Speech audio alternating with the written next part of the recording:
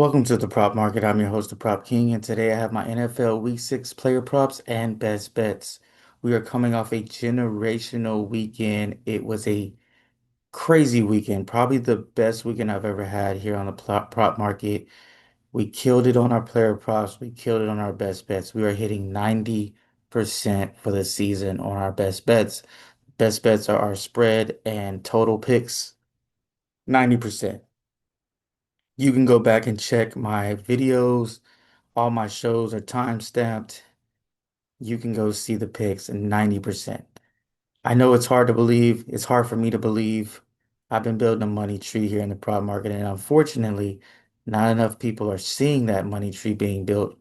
The algorithm's not hidden right. Maybe it's something with YouTube, but the way you can help that, help me hit the like button. Also, leave a comment. If you cashed last weekend, and I know if you watched the video, you cashed. Everyone cashed. I'm getting testimonials back. People winning thousands of dollars. I know I did great last week. So if you were one of those people like myself, as I always say, I put my money where my mouth is. If you cashed out last week, hit the like button, leave a comment, maybe tell me how much you made, maybe an estimated how much you made. Just let's fill those comment sections up. Show me how much you made. Tell me how much you made. I like to hear those things. Let me know I'm helping people out, same way I'm helping myself. Now, let's flip the page on to this week. Six player props for today's show and one best bet. I'm going to get to my recap here in a second. Also, want to remind you guys, of course, if you're not subscribed already, and if you're new to the channel, you're watching for the first time, hit that subscribe button. Also, turn those notifications on. Why are the notifications so important? Well, here's why. Last week, Bryce Young cashed for me over 195. If you waited till Friday or Sunday, Saturday or Sunday to make that pick, that number changed. Yesterday's price is not today's price. Always important to hit early when it comes to prop bets, especially. Early bird gets the worm. Once the public gets to it, once the sharps get to it, these lines get ran up. So Bryce Young's number got ran all the way up to like 215, 216. No longer playable for me.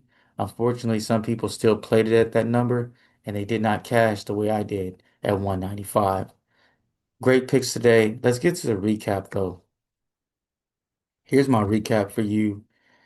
Last week, 9-2 on our player props, 3-0 on our best bets. We cashed our Monday night pick with the Jags versus the Chiefs over 46.5. Also cashed our Monday night player prop with Mahomes and Lawrence combined passing yards over. Here's our winners. Justin Fields cashed for us last week. Jalen Hurts cashed for us last week. Cam Ward easily went over. Spencer Rattler once again comes through.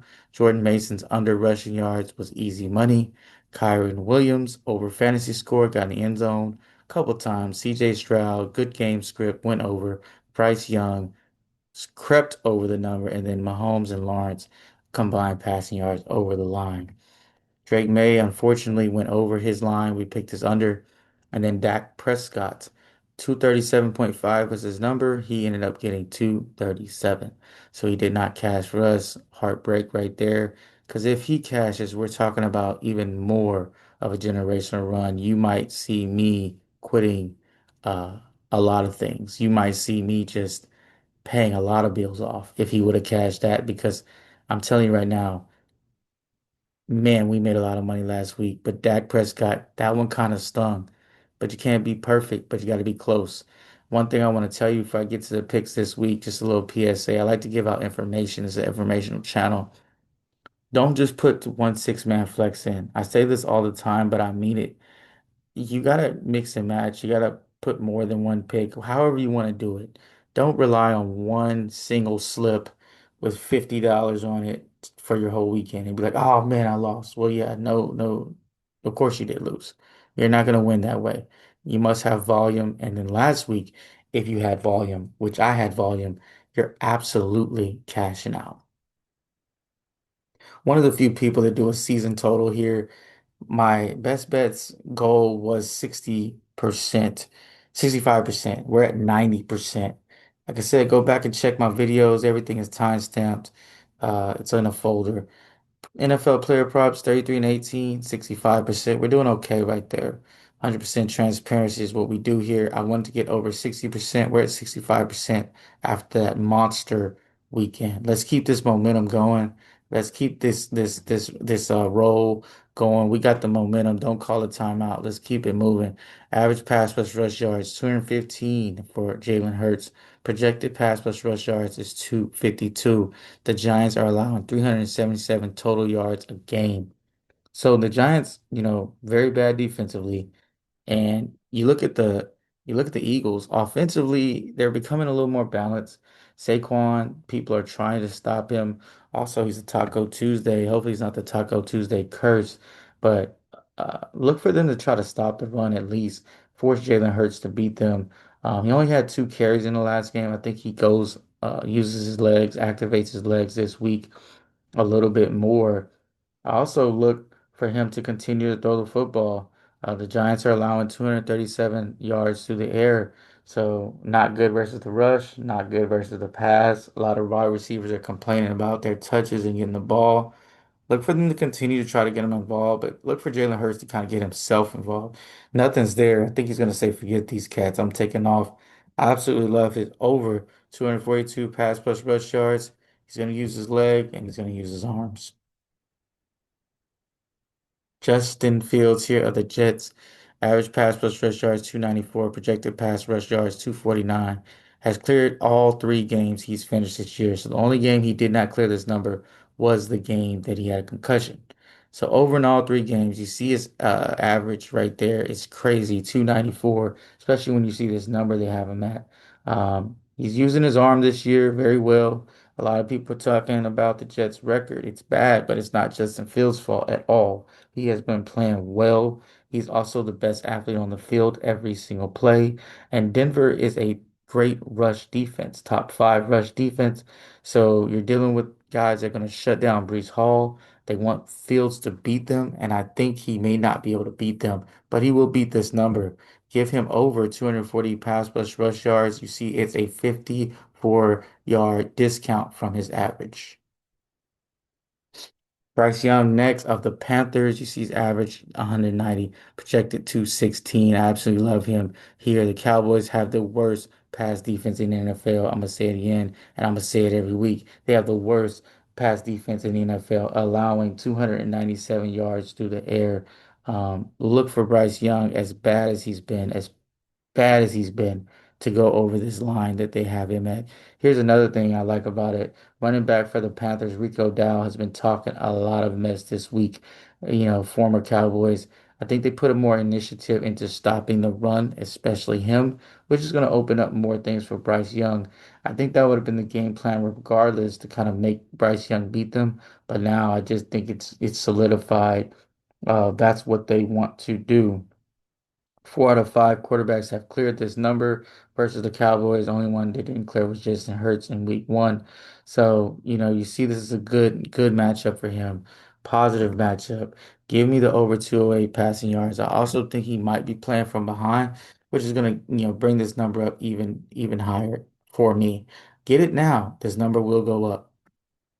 Javonte Williams of the Cowboys. I'm going to be fading Javonte Williams here.